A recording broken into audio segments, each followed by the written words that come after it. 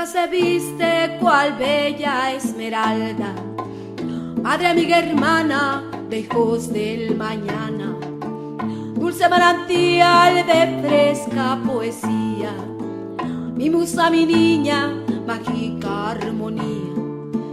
En tus tradiciones están las leyendas, en todas las lenguas, y quieren salir a contar historias de nuestros abuelos que todos los pueblos debemos oír.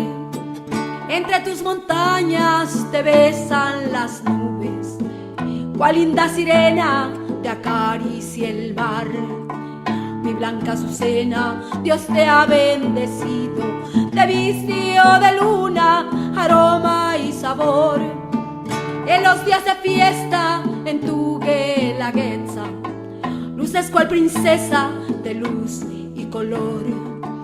En el día de muertos te vistes de gala, bañada en circonias y rayos de sol.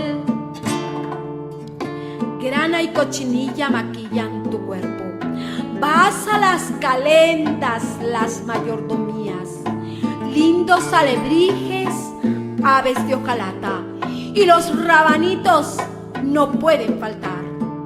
Con pincel en mano, Toledo y Tamayo, los últimos toques han dejado ya. Y Abel Santiago se vistió de letras. Esta bella fiesta ya va a comenzar.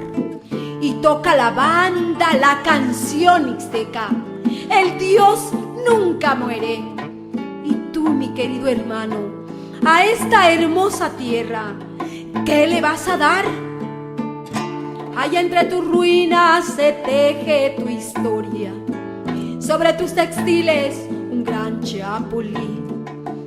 Airosa desciende sobre los tapetes a beber tejate y un dulce mezcal.